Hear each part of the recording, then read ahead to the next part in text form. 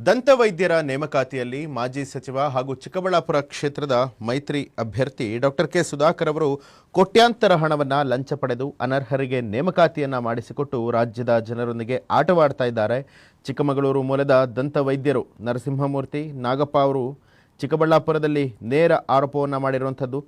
ಇನ್ನು ಚಿಕ್ಕಬಳ್ಳಾಪುರ ಲೋಕಸಭಾ ಅಭ್ಯರ್ಥಿ doctor K Sudhakar ಈಗಾಗಲೇ ಲೋಕಸಭಾ ಕ್ಷೇತ್ರ ವ್ಯಾಪ್ತಿಯಲ್ಲಿ ಬಿರುಸಿನ ಪ್ರಚಾರವನ್ನು ಮಾಡ್ತಾ ಇದ್ದು ಮತಯಾಚನೆ ಕೂಡ ನಡೆಸ್ತಾ ಇದ್ದಾರೆ. ಆದರೆ ಅಭ್ಯರ್ಥಿ ಸುಧಾಕರ್ ಆರೋಗ್ಯ ಸಚಿವರಾಗಿದ್ದಂತಹ ವೇಳೆಯಲ್ಲಿ ವೈದ್ಯರ ನೇಮಕಾತಿ ವಿಚಾರದಲ್ಲಿ ಲಕ್ಷ ಹಣವನ್ನು ಪಡೆದು ಅನರ್ಹ ವೈದ್ಯರಿಗೆ ನೇಮಕಾತಿಯನ್ನು ಮಾಡಿಕೊಟ್ಟಿದ್ದು, ಇದರ ಪರವಾಗಿ ಸರ್ಕಾರ ತನಿಖೆಯನ್ನು ಮಾಡುವಂತೆ ದಂತವೈದ್ಯರು ಗಂಭೀರ ಆರೋಪ ಮಾಡಿದ್ದಾರೆ. ಚಿಕ್ಕಬಳ್ಳಾಪುರ ನಗರದ ಪತ್ರಕರ್ತರ ಭವನದಲ್ಲಿ ಸುದ್ದಿಗೋಷ್ಠಿ ನಡೆಸಿ ಮಾತನಾಡಿದ್ದು, ಮಾಜಿ ಸಚಿವ ಸುಧಾಕರ್ ಸಚಿವರಾಗಿದ್ದ ವೇಳೆಯಲ್ಲಿ ಭ್ರಷ್ಟಾಚಾರ ಮಾಡಿದ್ದು ಯಾವುದೇ ಮೆರಿಟ್ ಇಲ್ಲದ ಅಭ್ಯರ್ಥಿಗಳನ್ನು ನೇಮಕಾತಿ ಮಾಡಿಕೊಂಡಿದ್ದಾರೆ. ಈಗಾಗಲೇ ರಾಜ್ಯದ ಮುಖ್ಯಮಂತ್ರಿ, ಆರೋಗ್ಯ ಸಚಿವ ಸೇರಿದಂತೆ ಸಾಕಷ್ಟು ರಾಜಕಾರಣಿಗಳ ಬಳಿಯಲ್ಲಿ ಮನವಿಯನ್ನು ಮಾಡಲಾಗಿದೆ. ಆದರೆ ಇದುವರೆಗೂ ಕೂಡ ಯಾವುದೇ ತನಿಖೆ ಮಾಡಿಲ್ಲ ಅಂತ ಹೇಳಿ ಬೇಸರ ವ್ಯಕ್ತಪಡಿಸಿದರು. ಇನ್ನು ಮಾಜಿ ಸಚಿವರ ವಿರುದ್ಧ ಈಗಾಗಲೇ ಸುಮಾರು 30 ಅರ್ಜಿಗಳನ್ನು ಕೊಡಲಾಗಿದೆ.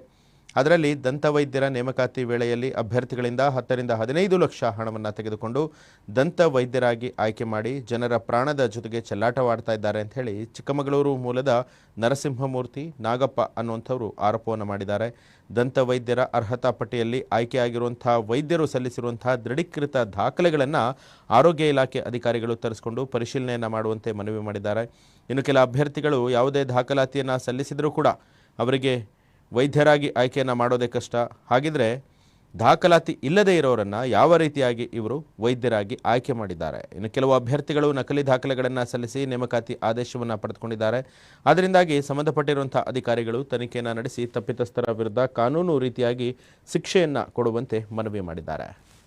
ನಾನು ಮಾತಾಡುತ್ತಾ ಇರೋದು ದಂತವೈದ್ಯಾಧಿಕಾರಿಗಳ ನೇಮಕಾತಿಯಲ್ಲಿ ಡಾಕ್ಟರ್ ಕೆ ಸುಧಾಕರ್ ಮಾಜಿ ಆರೋಗ್ಯ ಸಚಿವರು ಸರಿಸುಮಾರು 2020-22 ಅವಧಿಯಲ್ಲಿ ನಡೆದಿರುವ ನೇಮಕಾತಿಯ ಅಕ್ರಮ ಮತ್ತು ಭ್ರಷ್ಟಾಚಾರದ ಬಗ್ಗೆ.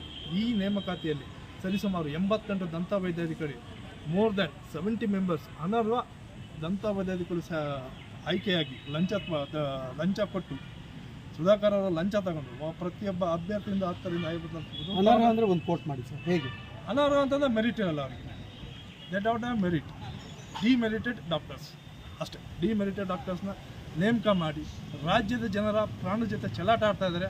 ಈ ನೇಮಕಾತಿನ ತನಿಖೆಗೊಳಪಡಿಸಿ ಅಂತೇಳಿ ಈ ರಾಜ್ಯ ಸರ್ಕಾರನ ಸನ್ಮಾನ್ಯ ಮುಖ್ಯಮಂತ್ರಿಗಳು ಸಿದ್ದರಾಮಯ್ಯನ ಮತ್ತು ಆರೋಗ್ಯ ಸಚಿವರಾದ ದಿನೇಶ್ ಗುಂಡೂರಾವ್ನ ಈ ಮೂಲಕ ಕೇಳ್ಕೊತೀನಿ.